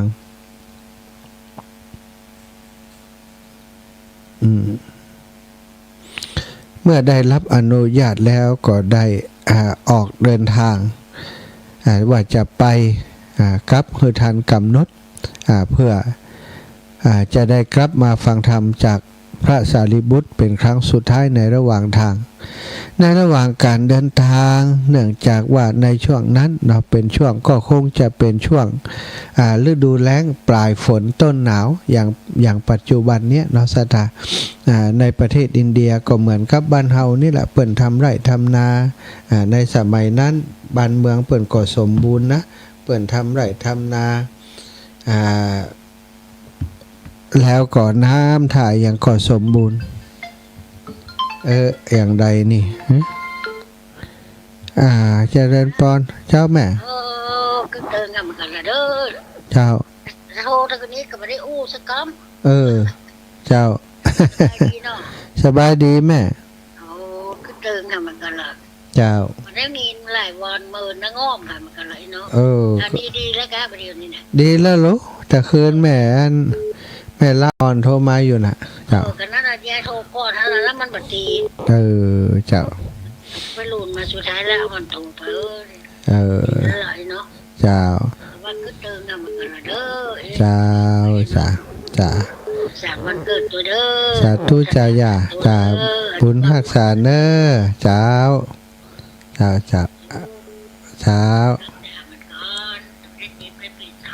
เจ้าแม่จ้าสาธุเจ้าศรัทธามีโทรศัพท์เข้ามาเพราะว่าเปิ้นบอกว่าจะมาภาพจัดรายการเนาะในช่วงนี้ที่สายใต้เนาะทางห้วยต่องซักยังบ่ออกอากาศกำเตือแล้วก็ที่อื่นก็ยังบ่ออกอากาศกำเตือเนอะอย่างที่ช่วงกลางคืนเนาะจังช่วงอื่นอยู่วัดนี่แม่วันนั้นแม่ไม่ได้ถามไม่งามไม่ยังลงไปเอาที่ไหนไม่งามไม่เบิ่มไปเอามาตะวันละแม่โอ้ดีมากจ้าจริงบ้านแม่นี้เขามินเขาดอกอย่างจัดนักเขากำลังหามากันน้องเจ้าแม่บัวเย็นจันทบเตรียมเรียบร้อยละแม่ดีแม่เป็นดวงหัวเองจะหลงมาไปเช่าหาของแต่เจ้ามีแล้วก็ดีแล้วลูกรักษาสุขภาพของเด้อเจ้าสาธุจ้าถึงงานแล้วแม่2 วันมาได้เจ้าแม่สาธุค่ะอันนี้เปิ่นฮู้ว่าอันจัดรายการเนอะจัดคนที่ฮู้ว่าจัดรายการห้ามโทรเราไปถึงตะกี้ไอ้อย่างเมืองฝังกับโทรนี่อย่างใดนี่จะเลื่อนทอนแม่รีบกอบรีบป่วยรีบถอรีบพายตลาดจะไว้ใส่บัตรจะหนาวนะเจ้าค่ะสาธุจ้าฟังอยู่นะเจ้าแม่เจ้าให้กำลังใจเน้ท่านมาเจ้าสาบุญรักษาเจ้า จ้านมัสการเจ้า มันเป็นเรื่องละปิดก่อน เปิ่นนึกว่าเปิดสายเนาะความจริงคนที่โทรมา2 สายตะกี้ในเปิ่นบ่ได้ฟังรายการแต่ว่าเปิ่นโทรมานึกว่าจะตมาบ่ได้จัดรายการอยู่ในช่วงนี้ แต่ว่าคนที่ฟังในขณะนี้มันต้องฟังโทรแต่ว่าถึงโทรก็มันติดแล้วตอนนี้โทรศัพท์รับ ไปถึงที่ท่านสามเณรนะท่านสามเณรได้เดินทางกลับไปบ้านแล้วก็ไปเจอสถานการณ์ว่าช่วงนั้นเป็นช่วงฤดูแล้งน้ำในลำธารห้วยหนองเหือดแห้งพอมันเหือดแห้งป่าน้อยป่าเล็กๆน้อยๆมันกลับบัดตันสถาก็ค้างอยู่ในโมงค้างอยู่ในโมงบางที่บางแห่งนกก็กินไปแล้วเนาะแต่ว่าบางที่บางแห่งโมงที่สามเณรไปปะสายนี้ก็ยังบัดตายดินเดาะแดะกระเดวอยู่เนาะใกล้จะตายแล้วอยู่ในโมงน้ำหันซึ่งกำลังเหือดแห้งลงทุกทีโดยจิตใจที่มีเมตตาแต่เดิมอยู่แล้วของท่านสามเณรติสสะจึงได้เอาบาตรนะได้เอาบาตรเอาฝาบาตรมาช้อนมาตักนะอันป่าที่ดินเดาะแดะอยู่นั้นเนี่ยเอาน้ำมาตัวเหียนะแล้วก็เอาฝูงปลาติดตักมาได้นั้นไปปล่อยในสายน้ำใหญ่จนรอดชีวิตรอดจากความตายจากนั้นก็เดินทางต่อไปหลังจากโปรดโยมบิดามารดาเสร็จแล้วก็เดินทางกลับมายังสำนักของพระสารีบุตรครบกำหนดตามที่พระสารีบุตรพยากรณ์เอาไว้ก็เข้าไปกราบลาเพื่อจะขอฟังธรรมก่อนละสังขารแต่พระสารีบุตรกลับบัดแสดงธรรมโปรดและได้กล่าวกับสามเณรว่ากรรมดีที่เณรได้ช่วยชีวิตฝูงสัตว์ซึ่งบังเอิญเป็นเจ้ากรรมนายเวรของสามเณรแต่อดีตชาติประกอบกับบุญกุศลที่เณรได้ทำไว้ด้วยการถือเพศบรรพชิตในปัจจุบันทำให้เจ้ากรรมนายเวรเกิดความปิติทั้งสองฝ่ายได้ยินยอมให้กรรมนักถึงตายของเณรหลุดพ้นโดยการอโหสิกรรมต่อกันเณรได้พ้นกรรมบัดนี้แล้วว่ะโอ้ศรัทธาฟังแล้วขนคิงลุกเนาะอีปออีแม่ทั้งหลายจะไปประมาทนะบางทีนี่เจ้ากรรมนายเวรเนี่ยแถลงตัวมาเป็นอายังบ่ฮู้นะคนที่มีเวรมีกรรมต่อกันเนี่ยเปิ้นบอกบางเตือสัตว์บางตัวนี่หันเฮางอมเข้าใส่จะคบจะกัดเนี่ยอาจจะจำได้ว่าชาติก่อนอดีตชาติมีเวรมีกรรมต่อกันนะยังมีเรื่องเล่าในเรื่องประมาณเนี้ยนะมีละอ่อนคนหนึ่งอยู่ทางอีสานจังหวัดจำบ่ได้เนาะจังหวัดจำบ่ได้ละแต่ว่ามีอยู่เนื้อสถาไปซ่อพอได้ละอ่อนคนหนึ่งเกิดมาเนื้อตัวนี่เป็นเกล็ดเป็นขบเป็นคาบมีลายอย่างครับมีลายเหมือนกับงูสถามีลายเหมือนกับงูทั่วตัวเลยนะทั่วเนื้อทั่วตัวเลยมีลายเหมือนกับงูโดยเฉพาะส่วนที่ใบหน้าเหมือนครับเป็นลายงูแล้วก็แตกสถาเป็นเกล็ดเป็นคาบอยู่ตลอดนะเป็นอย่างอันมาตั้งแต่น้อยนะก็คนทั้งหลายก็บอกว่ามันเป็นอะไรอย่างอยู่มาวันหนึ่งนะป่อก็พาไปแอวงานวัดสถาไปแอวงานวัดแห่งหนึ่งปรากฏว่าเขาได้ไปเจอกับบุคคลคนหนึ่งชื่ออย่างบ่ฮู้จำบ่ได้อดีตเป็นนายพรานพอเขาเจอปุ๊บเขาก็เข้าไปหาแล้วไปจับชายเสื้อของนายพรานคนนั้นบอกว่าคนใจร้ายคนใจดำคนใจร้ายคนใจดำทำไมถึงฆ่าฉันทำไมถึงรังแกฉันทำอย่างนั้นอยู่ดึงชายคนนั้นไว้ป่อหันเหตุการณ์อย่างนั้นชายคนนั้นก็ตกใจว่าไอ้หมอน้อยนี่เขาไปเนี่ยอย่างของมันนี่มันถึงได้โกรธได้เกลียดทำหน้าดุหน้าสวกใส่ปกติเด็กคนนั้นบ่ได้เป็นคนอย่างนั้นซะท่าป่อหันอย่างอันก็เข้าไปหากำแขนลูกไว้จะอย่างลูกมีอย่าง ละอ่อนคนนั้นว่าบอกชื่อด้วยนะนายคนนี้นะทั้งที่ละอ่อนบ่เคยหันคนนี้แต่ว่าบอกชื่อได้บอกชื่อคนนั้นได้ว่าชื่อไอ้หยังได้ฆ่าเขาอะเมื่อจัดก่อนว่าอันจัดก่อนพุ่น ได้ฆ่าเขาเมื่อจัดก่อนคนนั้นก็ตกใจป่อของน้องน้อยนั้นก็ตกใจแต่สุดท้ายป่อของน้องน้อยก็อุ้มลูกน้อยนั้นออกจากเหตุการณ์นั้นมากลับไปสู่บ้านก็เลยสอบถามละอ่อนคนนั้นเล่าเป็นเรื่องเป็นเล่าในอดีตชาติเกิดเป็นงูเหลือมอยู่ในถ้ำแห่งหนึ่งเฝ้าขุมทรัพย์ในถ้ำนั้นเฝ้าพระเจ้าในถ้ำแห่งนั้นมีพระเจ้าอยู่หลายองค์ว่าอันตัวเองแล้วก็สามีจัดก่อนนี้ละอ่อนน้อยคนนั้นเป็นละอ่อนประจายมาเกิดเป็นละอ่อนประจายตัวเองกับสามีได้อาศัยอยู่ในถ้ำแห่งนั้นสามีก็เป็นงูเหลือมเหมือนกันว่าแล้วก็เมื่อนานก็ออกมาหากินตีลำห้วยนายจีอยู่บักไก่จากถ้ำแห่งนั้นแต่วันหนึ่งพระเอิญไปเจอใส่หมาของนายพรานก็สู้กับหมานายพรานแล้วก็นายพรานมาหันใส่ก็ได้มาช่วยหมาบุบตีตัวเองนะยิงเอาปืนมายิงแล้วก็บุบตีแต่ว่าก็ต่อสู้กับนายพรานสามารถหนีไปได้ซะท่าหนีไปเพื่อจะถึงถ้ำละโดยความอ่อนเพลียแล้วก็ร่างกายที่โดนบุบโดนตีมาก็เลยนอนพักอยู่ตรงห้านชะกรรมปรากฏว่านายพรานตัวนั้นหนีไปแล้วนะสู้กันแบบแปะบักการหนีกันไปแล้วก็ปิกไปบอกพักพวกปลาพักพวกมาแล้วก็มาหันงูตีนอนสมจมเจ็บปวดอยู่ที่หน้าถ้ำก็ได้บุบได้ตีแหมแล้วก็เอาเชือกมัดคอหลากมาวะใช่ไหมหลากจากอันนั้นนะมันตัวใหญ่เนาะหลากครับมาที่ห้างของตัวเก่านั้นก็เอามาคว้าเอามาบุบมาตีจนตายแล้วเนาะเอามาคว้ากับคำนี้เอามาเผามานี่กกแบ่งกันกินว่าอันกกแบ่งกันเขาแบ่งคนนั้นไปแบ่งงูตัวใหญ่มากแผลที่โดนลากถูมาตามตางนั้นสถามาปรากฏกับอันละอ่อนคนนั้นตอนที่มีชีวิตก็ว่ามีแผลเป็นแผลเป็นแผลอยู่รอบตัวว่านั่นคือแผลที่เกิดจากการที่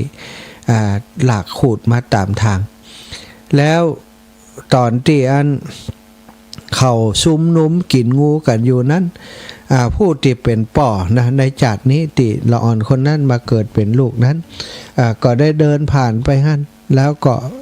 นายพรานคนนั้นก็ห้องไปกินด้วยกันตีห้างตรงเพื่อนนั้นก็ได้เข้าไปกินด้วยกันแล้วก็ได้งูมาโดยเปิ่นกลุ่มหนึ่ง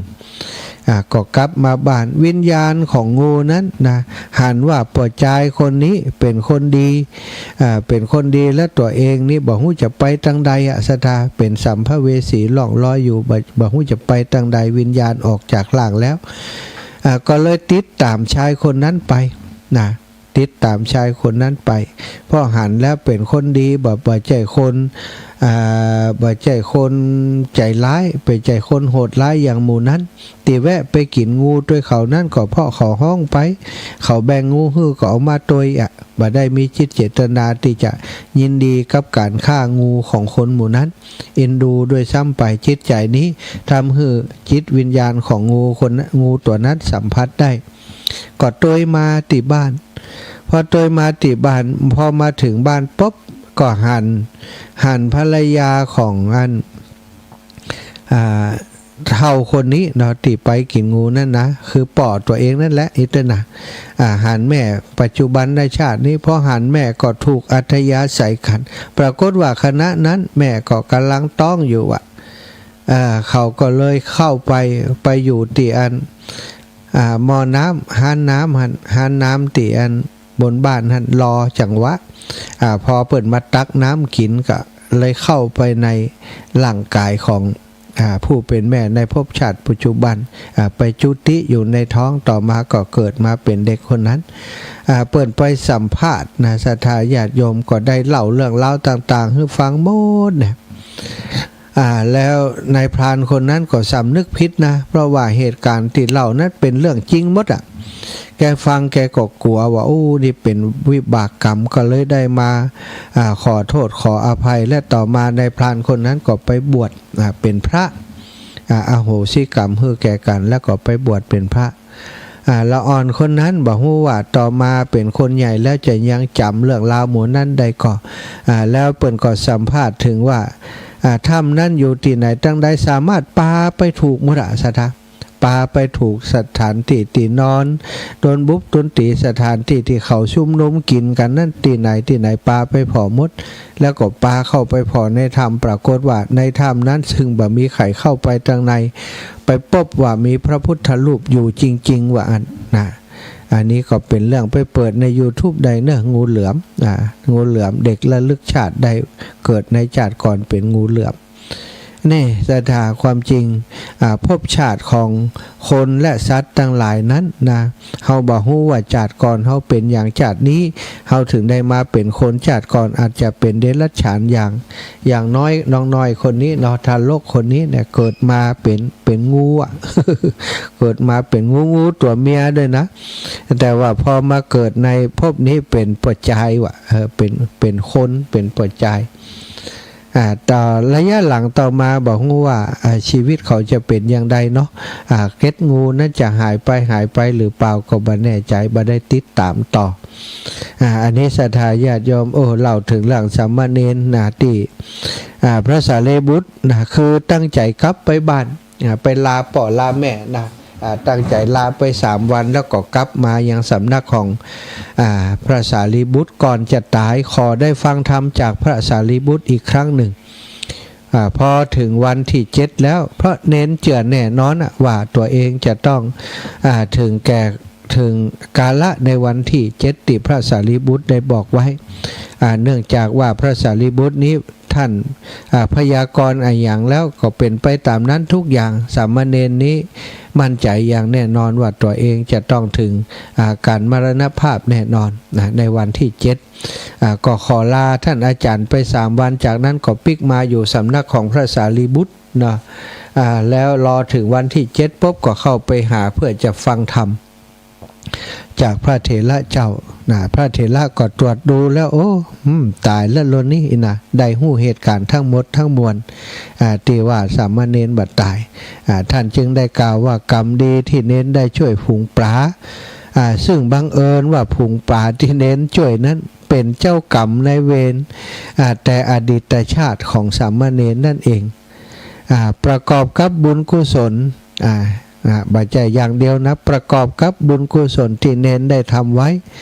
ในปัจจุบันในชาตินี้ก็คือการถือเพศบรรพชิตในปัจจุบันเป็นสามเณรทำให้เจ้ากรรมในเวรนั้นเกิดความปิติที่หันสามเณรนั้นไปช่วยตัวเองให้พ้นจากความตายในภพนี้ชาตินี้แล้วก็หันสามเณรเป็นสมณะเป็นผู้ปฏิบัติธรรมเป็นบรรพชิตซึ่งการ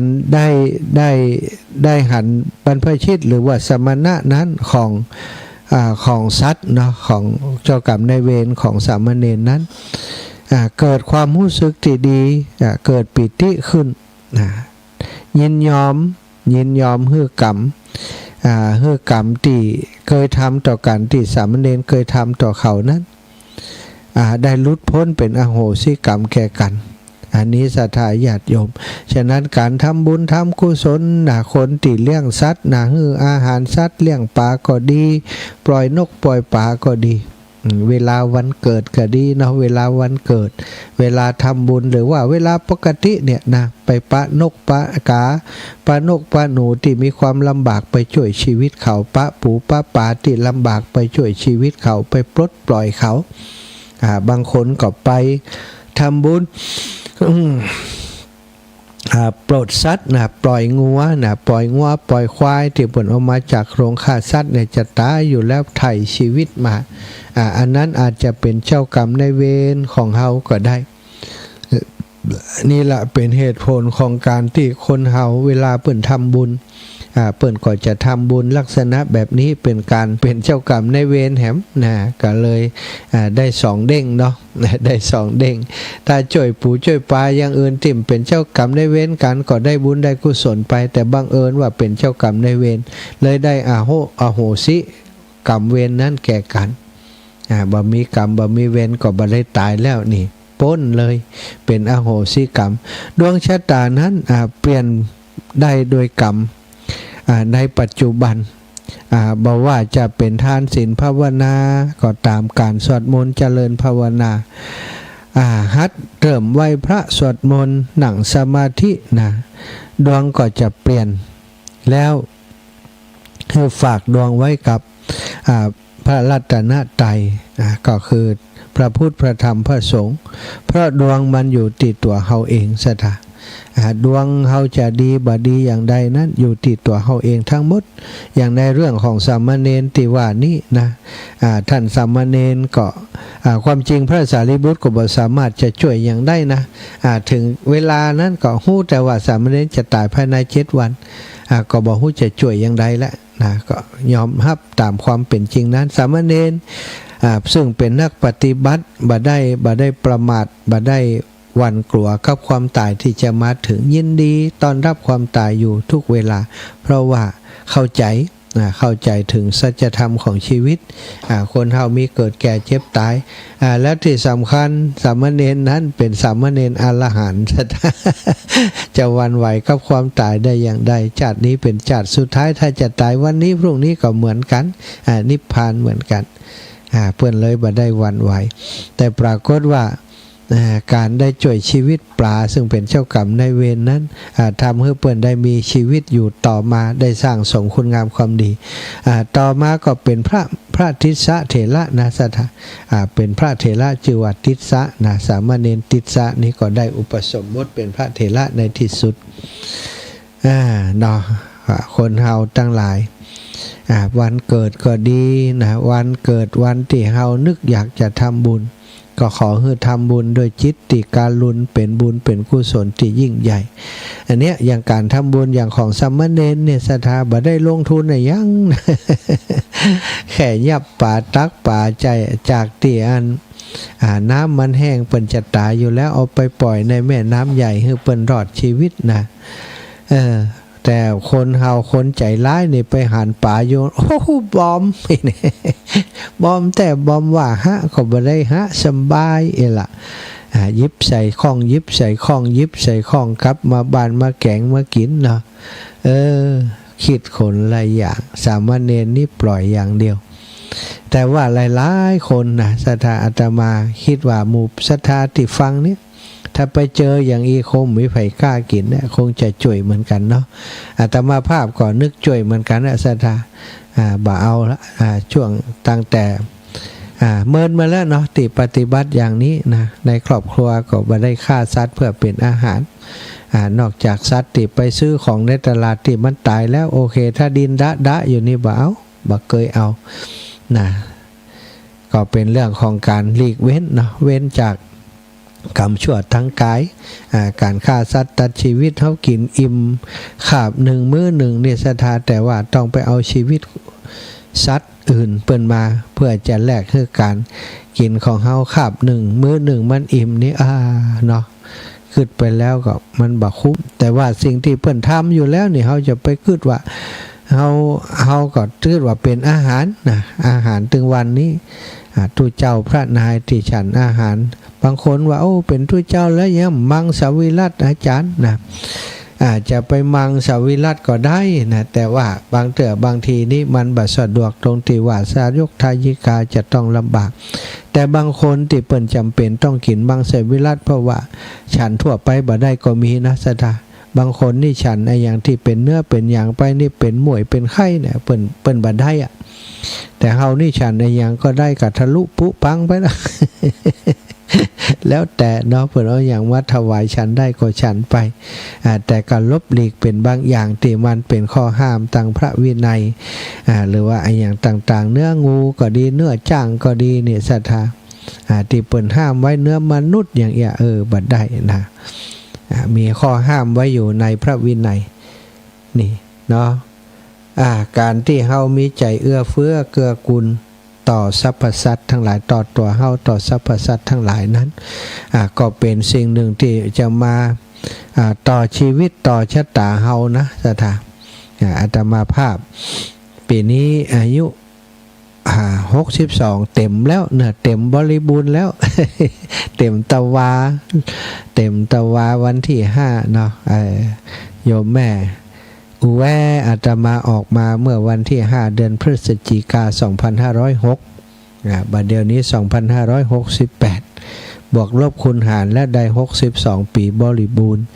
ย่าง63มาได้1วันยังบัดเต็มเตอะเนาะ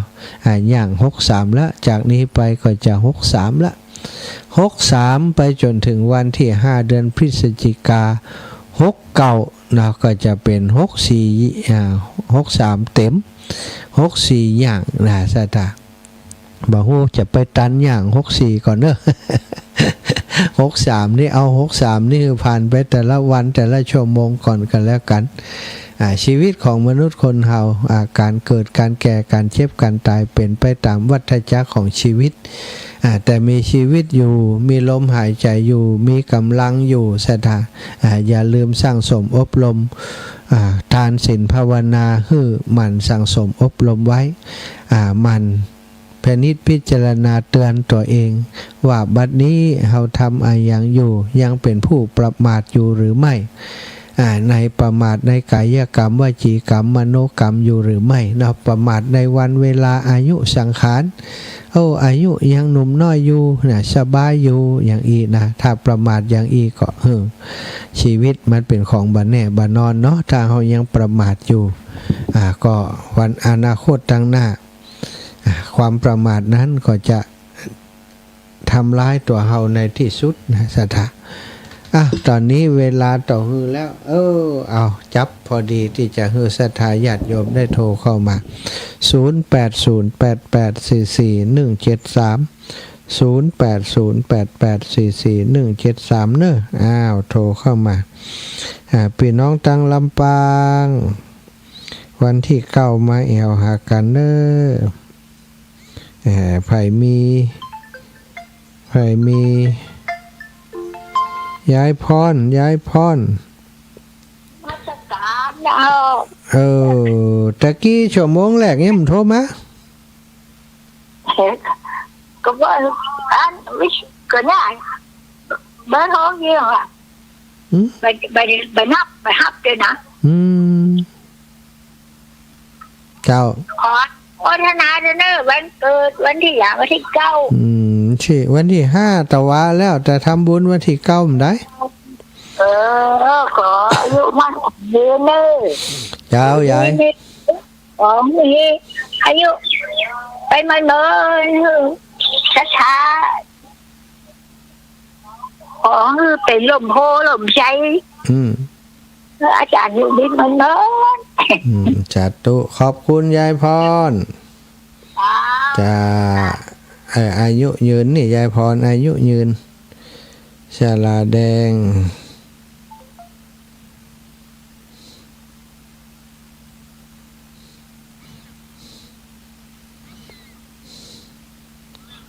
ช่างแดงศรัทธาญาติโยม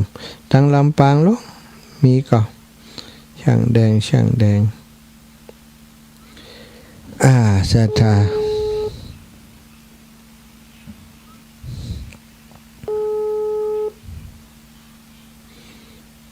08088วันนี้ผมได้มาทำงานกะ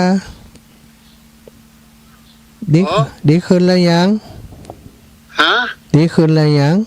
เจ็บอกดีขึ้นแล้วที่มันก็ยังบอกใครแต่ครับอันจะให้ปวดสลาแดงสั่งอันปูนคือกรรมปูนจะได้ครับปูนนั่นที่จะเทอันลงรถเนี่ยเนาะลำ6 ล้อจะต้องวัดความกว้างความยาวนะครับวัด6 ล้อ2 ลำมันได้กี่คิ้วแล้วไม่ใช่ว่าวัด6 ล้อ2 ลำแต่ต้องวัดความกว้างความยาวหนาต่อใดนะหนาต่อใดนี่2 ลำนี่พอแล้ววัดคิ้วนะไม่ใช่ว่าต้องบอกเขาว่าคิ้วเขาจะจัดคือถ้าบอก2 ลำนี่เขาหมูเลี้ยงนะ หืม เขาจึงหู้เลี้ยงสองลำนี่ จัดคิวเอากะเอาคิวเอากะ ครับเอาคิ้วครับ เขาเอาเส้นมีคิ้ว อืม อันวัดของกว้างเนาะของกว้างผมว่า10 เมตร เดี๋ยวนี้ล้ำมันได้กี่คิวเขาสั่งเป็นล้ำมาเขาวัดเขาอีกคาด ลำมัน ว่า มี5 คิ้วครับ 5 คิวเอา5 คิวมาก่อนเอาล้ำหนึ่งก่อน ได้ครับ เอา5 คิวมาก่อนเนาะ ครับตรงปรุงปั๊บตีปั๊บอย่างเขาเลยเด้อ ปั๊บแล้วอ๋อมันผูกนี่ก็ปั๊บแล้ว โอเค ก็มา เดี๋ยว มาประมาณสัก เดี๋ยว 9 โมง ฮะ เขาถ้าเขามาเจ้าได้ก็คือ ครับได้ครับ ประมาณ9 โมงก็ได้ละ ครับได้ครับได้ครับ ครับผม เอา5 คิวมาก่อน ครับครับ สาธุ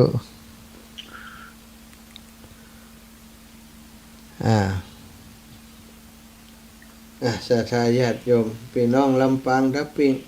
ลำปางนี่บอกได้ฟังตอนบ่ายก้านี่ส่วนใหญ่ฟัง19 นาฬิกาถึง20 นาฬิกาเนาะตอนบ่ายคนที่อยู่บ้านเปิ่นจะฟังคนที่บ่ค่อยบางคนเปิ่นทำการทำงานหรือว่าวุ่นวายอยู่ก็บ่ค่อยได้ฟังแม่ดวนกราบไหว้สาขอให้สุขภาพแข็งแรงอนุโมทนาบุญเนอะงานกฐินวันที่5ต้นพึ่งผลน้ำร้อนสาธุเนอโยมแม่ส่งหูปมาโยมแม่บุญเรืองชัยเงินสาธุบุญรักษาโยมแม่เนอโยมแม่บุญเรืองชัยเงินวันต้นพึ่งฝังส่งหูปมากฐินเป็นวันที่5ที่ผ่านมาเนาะกฐินสามัคคีกฐินสามัคคีสาธุสาธุศรัทธาญาติโยมนมัสการเจ้าขออวยพรให้แข็งแรงเป็นล่มโพล่มไทรคุณโยมสมศรีนะอนุโมทนามาแม่ศรีกุลตันธุระเจริญพร กราบไหว้สา สามัค ทานพระมหาเจ้า เจ้าอีแม่ ฝังอยู่นะ ฟังอยู่นะจากบ้านหนองร่องจากบ้าน สัต หนอง ว์เป็ ร่ น อง ดีเจ้า ชัดเจนดีแหละวันนี้อย่างสารกุ๊บก็ วันนี้บัดดูบัดได้เนี่ยบัดได้สาม อืม เพราะตะวากับหน้ากระถินดอกข้างจ้า เจ้า อาถามพระครูน่ะเปิ้นเป็นเจ้าเก้า อ๋อกระถินตกข้างบ้านเฮาล่ะเจ้า ได้หลายอยู่ก้า เอาไม่ออกช้าๆกันจ่วยกัน ได้หลา บ ย าง อยู่ คนเล็กคนน้อยไปจะไหนกันเนาะ ได้หลายอยู่ก็ อันท่านอาจารย์ธนาวุฒิกาวัดไร่รัชมีเปิ้นก็เอามา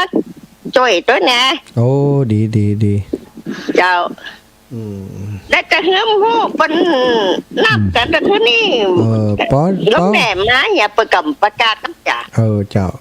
ได้ต่อได้สำคัญได้พาก็เปาะเนาะทุกเจ้า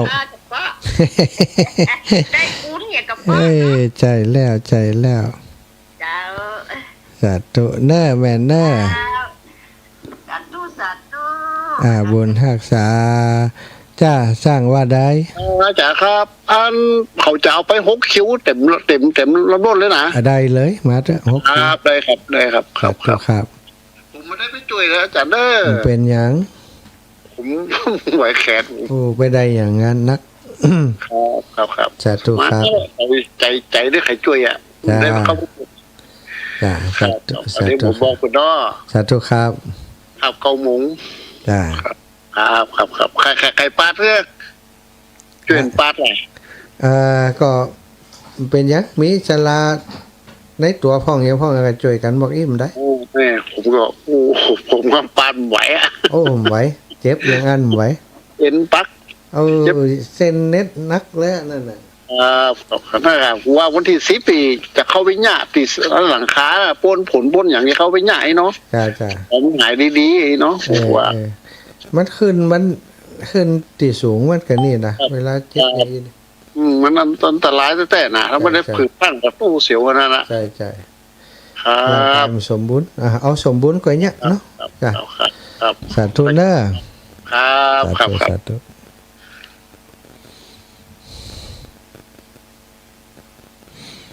ศรัทธาญาติโยมพอเวลา 6:53 นาทีโอ้แม่เพชรชลาพรหมใจอย่างสูงเจ้านะพรโยมแม่เพชรชลาได้ร่วมบุญมาร่วมบุญวันเกิดมา500 บาทอนุโมทนาสาธุเนอร์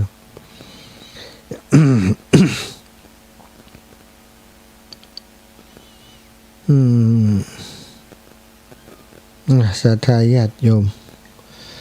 เอาละเนาะเวลาตอนนี้ก็ค่ำยำแรงแล้วเดี๋ยวจะได้ไปทำธุระประปังอีกสักเล็กน้อยก่อนจะมืดจะค่ำสำหรับวันนี้ได้นำสารธรรมมาฝากมาแบ่งมาปันศรัทธาญาติโยมสาธุชนทุกคนทุกท่านก็ขอขอบคุณผู้ที่ติดตามตลอดถึงสถานีวิทยุทุกสถานีที่ลิงก์สัญญาณเชื่อมสัญญาณไปพี่น้องต่างเมืองฝางพี่น้องต่างลำพูนต่างเชียงใหม่แล้วก็ลำปางที่ฟังรายการอยู่ขอให้ได้อยู่ดีมีสุขให้ได้มีอายุมั่นขวัญยืนเนอะ จากหิมาค้าขายก็ขอให้ได้เจริญรุ่งเรืองก้าวหน้าตลอดไปใจนั่นจงจักมีเตียงแต่ดีหลีแดดเตอ